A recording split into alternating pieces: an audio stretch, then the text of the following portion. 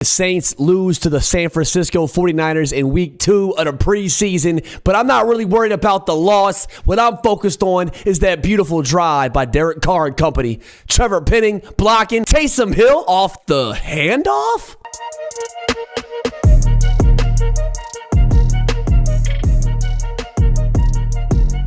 What's going on, baby? It's your boy Grunt, and welcome to the immediate post-game following the Saints versus the 49ers. But I'm going to be honest with you, we finally saw some momentum. At least I saw some momentum, some direction. At least the offense look put together. They look like they knew what they were doing on at least one drive out there. And even though that may not be a whole lot, Saints fans, it's a lot right now. Sometimes our expectations are betrayed by the numbers.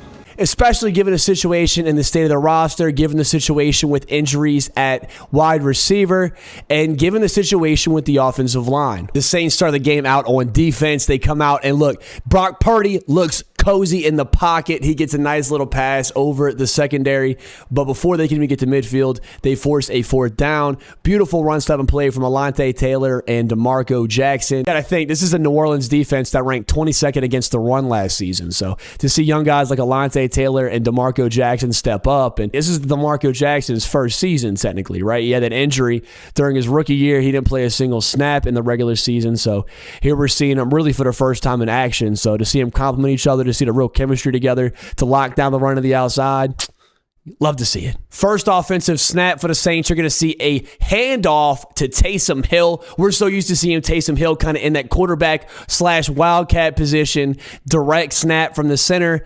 But to see him come through in a fullback, halfback type of role, we hear about it, we saw about it in camp, but to really see it come to translation was awesome. Eric McCoy continuing to get better and better, continuing to be a pillar for the Saints offensive line, and he made an example of it right there again with Taysom Hill, and he'll do it again throughout the rest of this game, but especially on this very first burst from Taysom Hill. Like, people said off the snap, maybe he's too big to really get a burst of energy off a handoff, but my man looked like he could handle it just fine.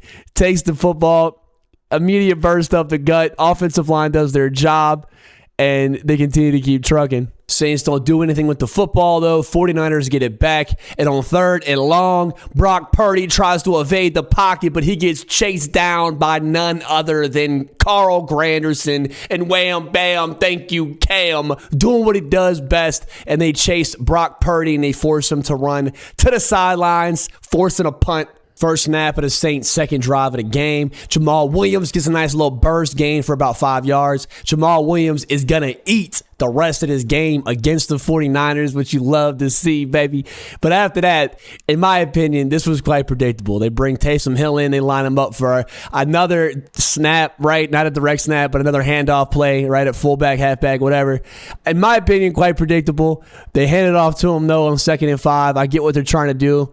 They're trying to soften up that front seven, which they're eventually going to do a little bit here and there, but not here. As soon as Derek Carr snaps the ball, hands it off to Taysom Hill, and it's like he runs into a brick wall, forcing a 3rd and 7. And right here, Derek Carr, in my opinion, has Cedric Wilson open. Maybe not wide open, but he definitely has a window. I think even the announcer said, you know, he's got to make that throw to where Cedric Wilson is the only person that can make the catch.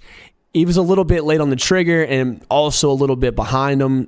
We're going to see Derek Carr make a few inaccurate throws, but this one really hurt because you're talking about 3rd and 7. You could really get a drive going here.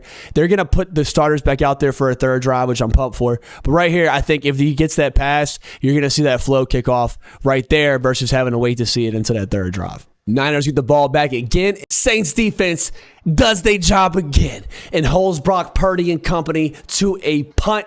And guess who we see stop of the run? Chase Young and Willie Gay Jr., 2 key additions the Saints made to that front seven. Once again, this is a Saints defense that ranked 22nd against the run last year. 22nd. They got too many good names on that roster and on that defense to rank 22nd in anything, especially against the run. So hopefully Chase Young, Willie Gay, Brian Bresee, who once again this week steps up in a big way. This New Orleans Saints defense go in, and it starts and it ends with that front seven. And it starts and it ends with guys like Brian Preseason in his second year out of Clemson with another week of being lethal. They can work together to really fill some of those gaps because the offense is going to need all the help they can get. I don't know who's punting the football for the San Francisco 49ers, but this man's been eating his Wheaties because right here he's going to nail the Saints within their own 5 again. But this is the drive where the Saints are going to go 16 plays on 8 minutes and get a touchdown. They start the drive off. Huge completion of Foster Moreau to get him away from the end zone. 10-yard gain to get him a little bit separation. From there, Jamal Williams gets his first big run of the game. And this is what I mean, though. Like, not only did he get a lot of yards, but he just looked like a freight train. He just looked like he did with the Detroit Lions, almost better. I mean, because in the Detroit Lions, there was a lot of goal situations, a lot of usage in the red zone. The Detroit Lions still do have a very impressive offensive line. So he had that as a weapon. But here, I mean, just straight off the handoff, this man just moves before anybody can even really catch him. Gets a huge gain. And from there, we're going to see Derek Carr tie up with Chris Olave, and once again, I think he was behind him. I hate to nitpick, but I do think if he hits Chris Olave on target and gets a little bit more ahead of him, Chris Olave is going to be able to kind of turn that corner and get at least another 15, 20 yards. And in all honesty, I don't even know, he might have gotten a lot more than 15 to 20 yards if Derek Carr would have hit him a little bit earlier and gave him a little bit more of a lead pass, out. But they're going to keep working those kinks out. It is nice to see them at least tie up and connect, but we definitely want to see them because this is the second week in a row where I feel like they've really clashed. But the more passes we'll see, the better, and that's why I'm so grateful to see him get 3 drives here. I'll give a shout out to this offensive line, including Trevor Penning, this entire drive, all the way up until maybe that Jamal Williams tackle. I think it might have been Mims, but they got tied up for a huge loss because that's going to force a 4th and short. Might have been less than that, but a 4th and short situation. Like I said, this is a long drive, but Derek Carr is going to connect when it matters most. Going to hit up 5th round rookie out of Pittsburgh, Bub Means. And that's cool to see because I know Bub Means had an injury. And once again, we talking about a very injury-plagued wide receiver room right now. Our intense focus on recovery and assisting the injured. They gonna march down 4th and inches, and he gonna give it to Taysom time. Beautiful block, and Taysom Hill showing why he can be so useful once again in that fullback, halfback position and get 6. Who that? 49ers are going to drive down to the red zone, but will be held to a field goal. Thanks once again to this stellar Saints defense. This 2024 Saints defense has every bit of talent to go toe-to-toe with the best of. But definitely a huge shout out to Rajon Wright. This is his 2nd year, I believe. He was with the Carolina Panthers, the Raiders, and now he's with the Saints. He went to Oregon State. Same school as our brand new left tackle, Talise Fuaga. There's a couple plays he got beat on, but right here, he made a huge tackle on 3rd and long to force the field goal. And then later on, every time he gets beat, he makes up for it. So I just wanted to give definitely a player spotlight to Rajon Wright. Saints are going to get the ball back with just under 7 minutes left in the half. Spencer Rattler's also going to be checking into the game, but on 2nd and 8, his 2nd snap of the game, Spencer Rattler is going to fumble it off a snap, and they're going to go to the replay, and sure enough, they're going to show 49ers ball after a fumble recovery. Definitely a rookie mistake from Spencer Rattler. It looked like he didn't even really – it looked like he thought maybe he was down. He seemed to get complacent.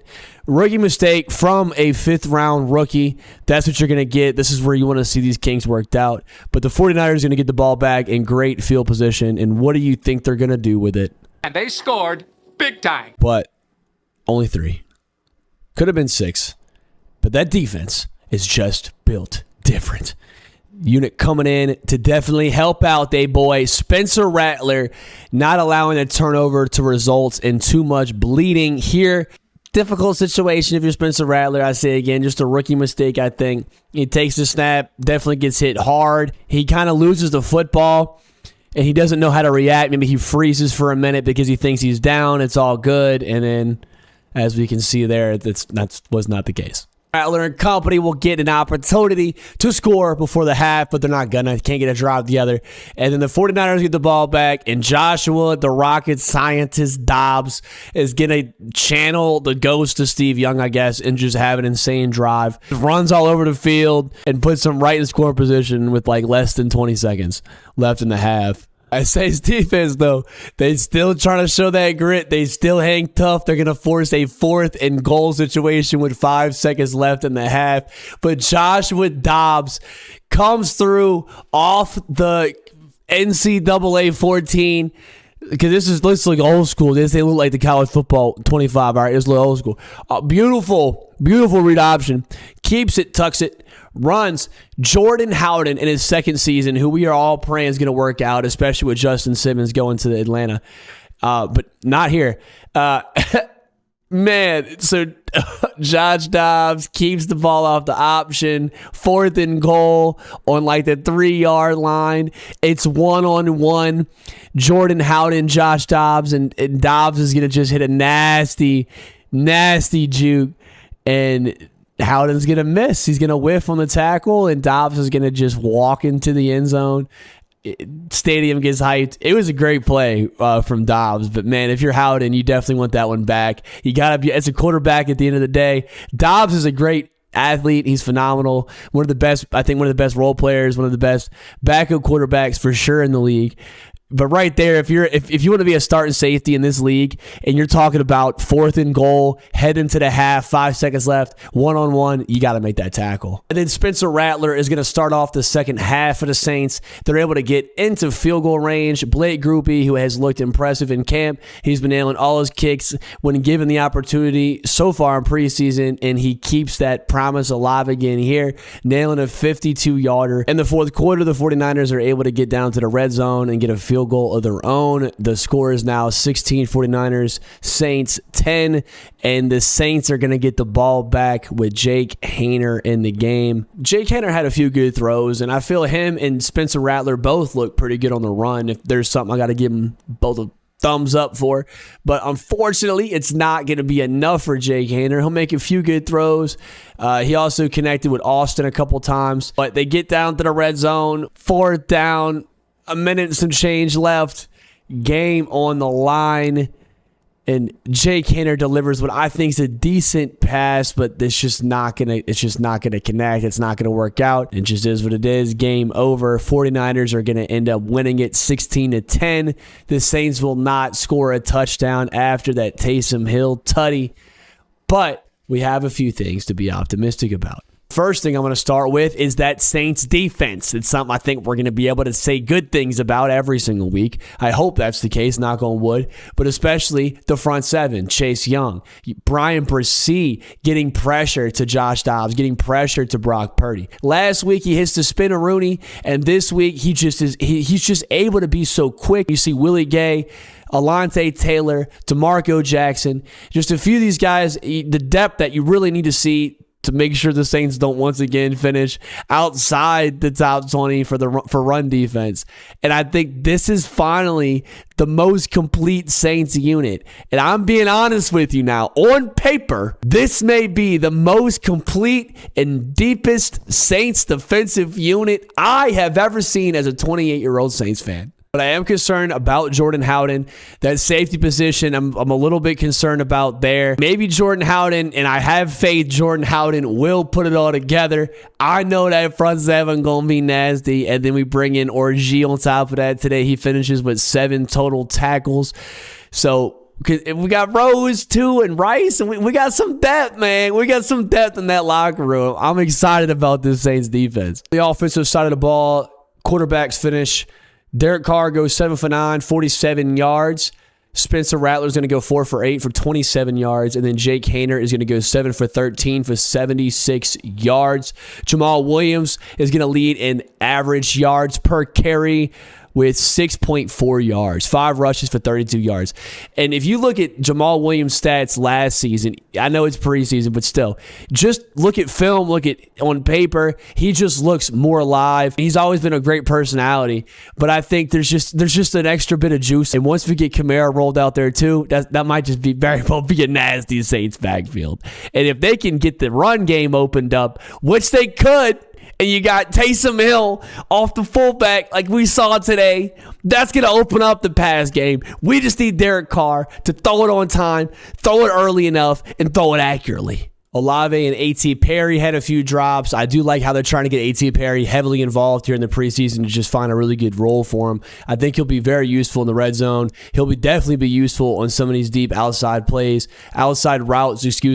as long as Derek Carr can, learn to connect with him. He had about 6 targets, I believe. He had 2 receptions. Bub Memes, 2 receptions off 2 targets. And then you also had Mason Taylor, who's a rookie, undrafted. And he had, I think, 3 receptions, about 30 yards on 3 targets. So he had some new faces, some new names that maybe a lot of people hadn't really heard or seen before in that wide receiver room, which is the perfect time for this to happen because we need depth. I'm curious if they're going to use Taysom Hill in the receiving game at all. I know preseason, they're not showing their hand. They just had him out there today, though, in the backfield. Last season, he was definitely used heavily as a receiver, sometimes as a tight end. I think even in Madden right now, he's listed as a tight end. He didn't line up in tight end in 1 snap today unless he was blocking. He might have been out there at tight end a few times blocking, but I mainly saw him at fullback.